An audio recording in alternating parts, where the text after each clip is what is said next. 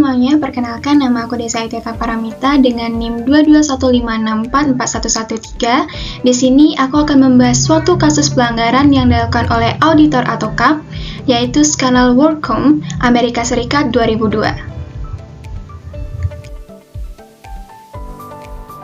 Baik, untuk poin yang akan kita bahas, yang pertama yaitu penjelasan detail skandal WorldCom Amerika Serikat 2002 dan bagaimana dampaknya. Yang kedua yaitu kode etik dan SA yang dilanggar. Baik, kita akan membahas poin pertama yaitu penjelasan detail skandal WorldCom Amerika Serikat 2002 dan bagaimana dampaknya. Pendirian dan pertumbuhan awal.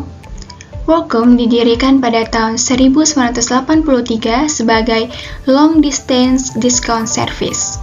Setelah pecahnya AT dan T, WorldCom memanfaatkan pengadilan yang memerintahkan AT dan T untuk menyewakan saluran teleponnya dengan harga murah. CEO WorldCom, Bernard Embree, menawarkan tarif telepon yang sangat rendah dan mengakuisisi banyak perusahaan telekomunikasi pesaing. Puncak kesuksesan dan gelembung.com. Pada puncak gelembung.com, kapitalisasi pasar WorldCom mencapai 175 miliar dolar. Perusahaan menjadi salah satu pemain utama di industri telekomunikasi. Manipulasi laporan keuangan. Ketika gelembung.com meledak dan perusahaan menghadapi kesulitan keuangan, WorldCom menggunakan trik akuntansi.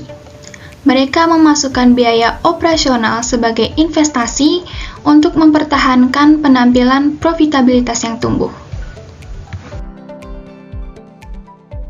Skandal dan konsekuensinya. Setelah skandal Enron, banyak investor curiga terhadap cerita WorldCom.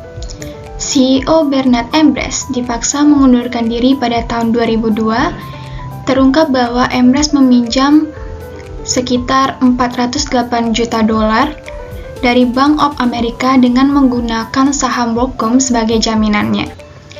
Pada tahun 2005, Embree dihukum karena penipuan sekuritas dan dijatuhi hukuman selama 25 tahun penjara. Para pelopor pada kasus WorldCom.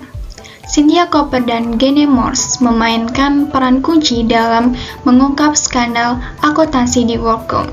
Berikut adalah poin-poin penting terkait peran mereka. Yang pertama yaitu ada Cynthia Cooper. Cynthia Cooper adalah Wakil Presiden Departemen Audit Internal di WorldCom.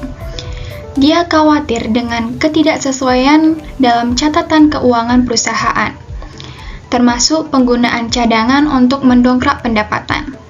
Cynthia Cooper melakukan investigasi sendiri dan melakukan audit internal. Selanjutnya, Gene Morse. Gene Morse adalah seorang auditor lain yang juga berperan dalam mengungkap penipuan di WorldCom. Dia mempertanyakan belanja modal perusahaan dan kurangnya bukti untuk beberapa transaksi keuangan. Kebangkrutan WorldCom. Penyesuaian pendapatan dan penipuan. WorldCom harus menyesuaikan pendapatannya selama 10 tahun dari 1992 hingga 2002 sebesar 11 miliar dolar. Penipuan diperkirakan mencapai sekitar 79,5 miliar dolar. Kebangkrutan. WorldCom mengajukan kebangkrutan bab 11 pada 21 Juli 2002, hanya sebulan setelah auditornya Arthur Andersen. Perusahaan berhutang budi kepada kreditornya sebesar 7,7 miliar dolar.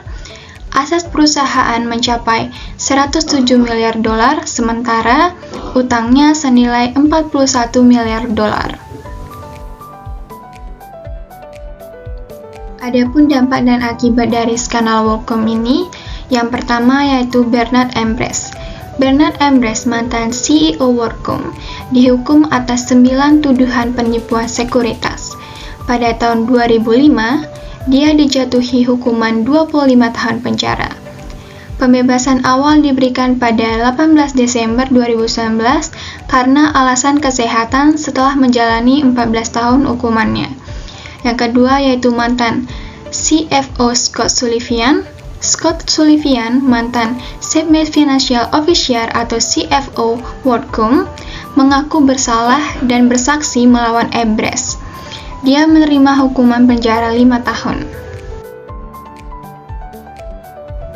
Yang ketiga yaitu pembiayaan debitur dan kebangkrutan.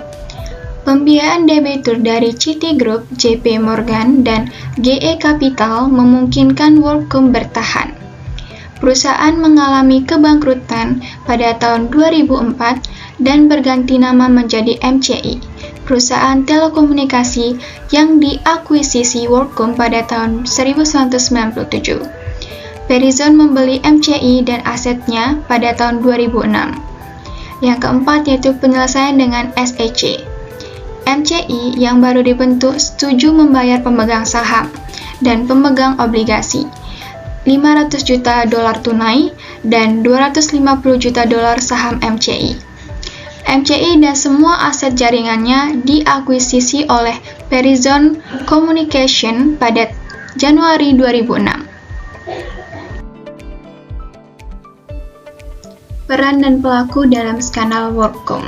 Yang pertama yaitu ada Arthur Andersen, merupakan firma akuntansi yang mengabaikan bukti penipuan.